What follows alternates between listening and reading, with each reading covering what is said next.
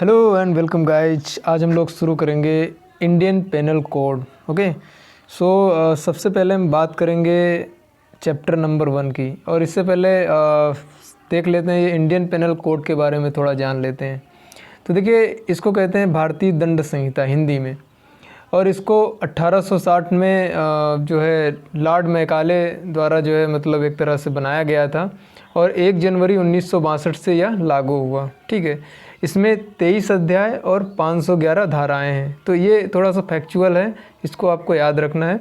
इसके बाद थोड़ी सी हम बात कर लेते हैं कि ये आईपीसी यानी भारतीय दंड संहिता और सीआरपीसी क्रिमिनल प्रोसीजर कोड, ठीक है, इनके बारे में थोड़ा सा हम लोग जान लेते हैं। तो देखिए, जो आईपीसी होता है इंडियन पेनल कोड, ये क्या है? ये अपराधों के बारे में सज़ा के जो अपराधों की सज़ा होती है उनके बारे में बात करता है। ठीक है, यानी अपराध की सज़ा के बारे में बताया गया है इसमें।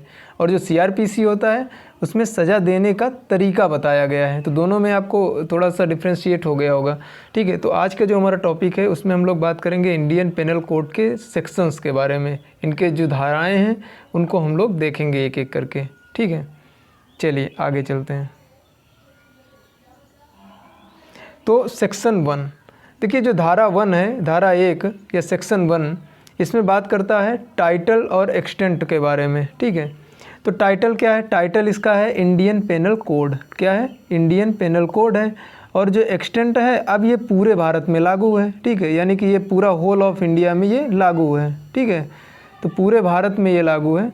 ओके, तो ये बात आपको याद रखना है कि धारा 1 में टाइटल और extent of operation of the code, यानी जो आईपीसी है वो कहाँ तक लागू है और इसका नाम क्या है। तो इसका नाम है इंडियन पेनल कोड यानी भारतीय दंड संहिता, और ये पूरे भारत में लागू है। ठीक है, चलिए आगे देखते हैं।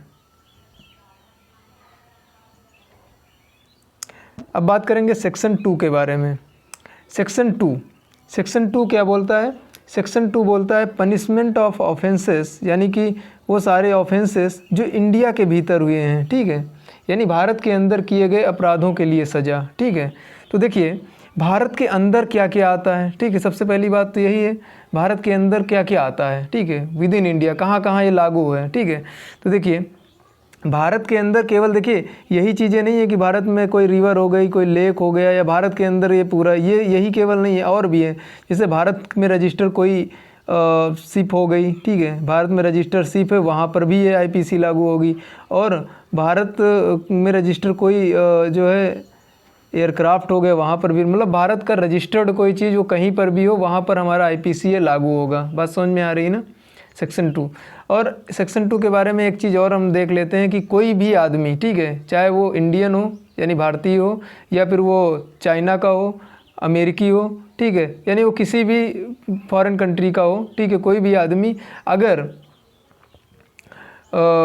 अगर मतलब वो किसी भी, देखिए कोई भी आदमी हो किसी भी देश का हो, ठीक, कोई फॉरेनर हो या इंडियन हो, ठीक है, अगर वो किसी भी जेंडर का हो, ठीक है, किसी भी कास्ट का हो, ठीक है, किसी कलर का हो, क्रीड का हो, स्टेटस का हो, उसकी रैंक क्या है, ठीक है, तो ये सब मायने नहीं रखता। अगर उसने इंडिया की विद इन टेरिटरी अगर उसने कोई क्राइम किया है, ठीक है, उसने अगर कोई क्राइम किया है, कोई भी क्राइम वो करता है, तो उसको सज़ा मिलेगी, भारत के अंदर उसको सज़ा मिलेगी। एक बार मैं इसको और थोड़ा सा बताना चाहता हूँ।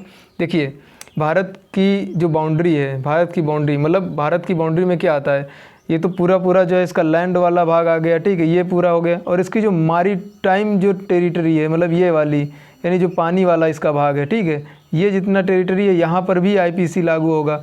और ये पूरा अंदर का क्षेत्र है, पूरी इंडिया में यहाँ तो लागू ही होगा। इसके जो रजिस्टर्ड शिप हैं, रजिस्टर्ड इसका एयरक्राफ्ट है, या कोई भी इसकी रजिस्टर्ड चीज़ है, वहाँ पर किसी भी कोई भी आदमी किसी भी नेशनलिटी का वो हो, ठीक है, वो इंडियन हो, चाइनीज़ हो, कोई भी हो, ठीक है, उसकी क्या रैंक है, ठीक है, वो मतलब स्टेटस, कास्ट, क्रीड, किस कास्ट का है, किस क्रीड का है, कलर का है, ये सब उसमें नहीं देखा जाएगा। अगर उसने भारत के अंदर कोई भी क्राइम किया है, ठीक है, तो उसको सज़ा मिलेगी आईपीसी के तहत। ये चीज़ याद रखना। इसके लिए कुछ एक्सेप्शन है, जैसे कि राष्ट्रपति और राज्यपाल, ठीक है, व बाहर के राजदूत पर तब तक आईपीसी लागू नहीं होती जब तक वे पद पर बने रहते हैं। तो ये बात थोड़ा याद रखना, राष्ट्रपति हो गया, राज्यपाल हो गया, व बाहर के राजदूत, ठीक है, इन पर आईपीसी तब तक लागू नहीं होती जब तक वो पद पर बने रहते हैं। तो ये बात याद रखना, बाकी आपको सारा समझ में आ गया है सिस्टम, है ना। तो सारी चीज़ें विद इन इंडिया का मतलब ये होता है कि इंडिया तो पूरा है ही, ये पूरा है ही लैंड वाला, ठीक है, और इसकी मैरीटाइम बाउंड्री के अंदर भी अगर कोई अपराध होता है, ठीक है, वो किसी के द्वारा भी किया गया हो, और इसके जो रजिस्टर्ड शिप पर अगर कुछ रजिस्टर्ड एयरक्राफ्ट पर या रजिस्टर्ड शिप पर इंडिया में रजिस्टर्ड है कोई चीज़, अगर उस पर कोई अपराध होता है तब उसको आईपीसी के तहत सज़ा मिलेगी, ये सेक्शन 2 कहता है। तो आपको क्लियर हो गया होगा सेक्शन 2 के बारे में। अब हम बात करेंगे अगले सेक्शन के बारे में। तो देखिए जो अगला सेक्शन है उसमें क्या बातें की जा रही हैं, देखिए काफ़ी इम्पोर्टेंट है। तो एक सेकेंड, ठीक है,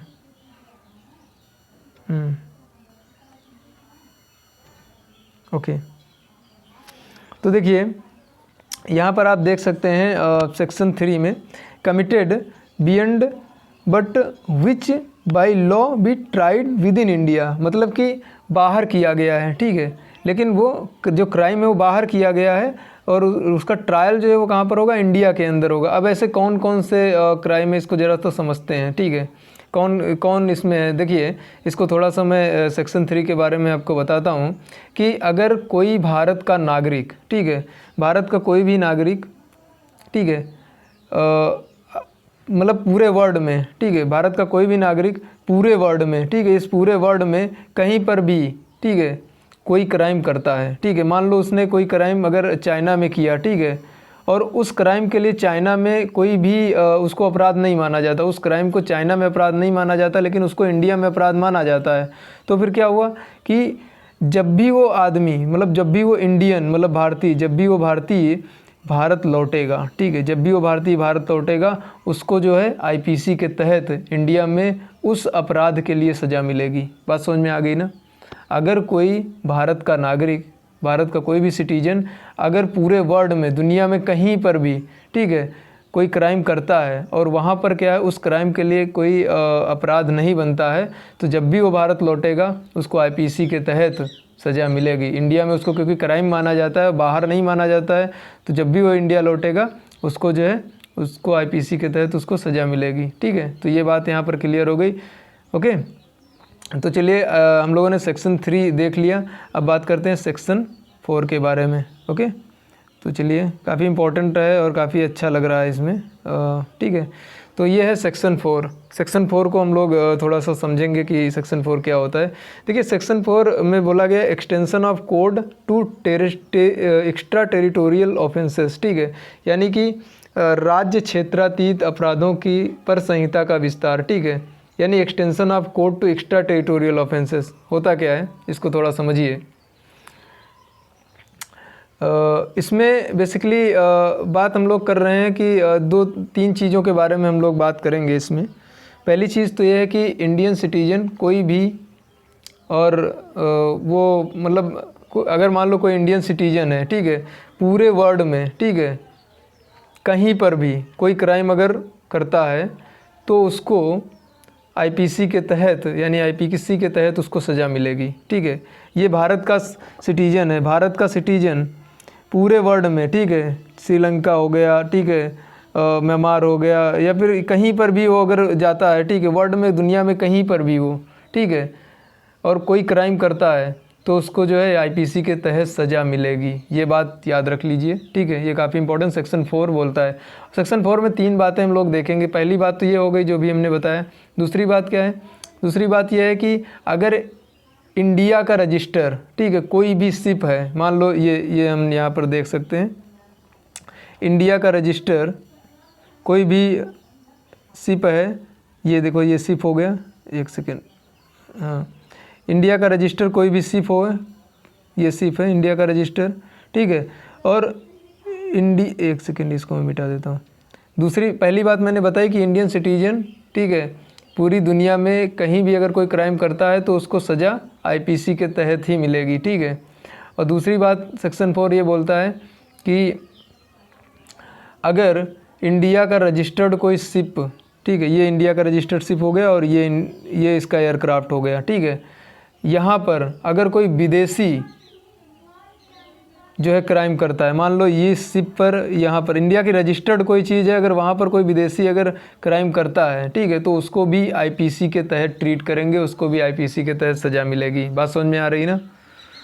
तीसरी बात इसमें बहुत इंपॉर्टेंट है कि अगर मान लो बाहर देश में, मतलब दुनिया के किसी देश में बैठा कोई आदमी, ठीक है, और हमारे ये इंडिया में जो एक कंप्यूटर को हैक करता है, ठीक है, ये बाहर मान लो चाइना में कोई बैठा है और इंडिया में किसी कंप्यूटर को हैक करता है, तो उसको भी सज़ा जो है हमारे यहाँ पर जो भी कानून है उसके तहत हमारे इसको सज़ा मिलेगी, क्योंकि हमारे जो आईपीसी जो हमारा है उसके तहत इसको सज़ा मिलेगी। तो ये भी इसमें ऐड किया गया है। हालांकि इसके लिए जो एक इंफॉर्मेशन टेक्नोलॉजी एक्ट जो है 2000 में आया था, ठीक है, तो उसके तहत ये है। लेकिन ये भी तीसरा हमारा पॉइंट है कि अगर कोई बाहर देश में कोई बैठा आदमी है और वो अगर हमारे यहाँ के अंदर के कोई कंप्यूटर को हैक करता है तो उसको भी सज़ा मिलेगी हमारे यहाँ के जो भी कोड हैं उनके तहत, ठीक है।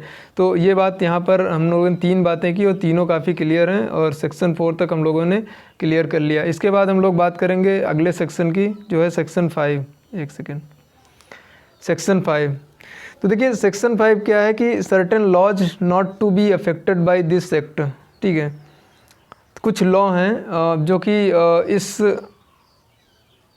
एक्ट के जो सेक्शन है इससे अफेक्टेड नहीं होते हैं, मतलब कुछ विधियों पर इस अधिनियम द्वारा प्रभाव ना डाला जाना, ठीक है, सेक्शन 5 का, ठीक है।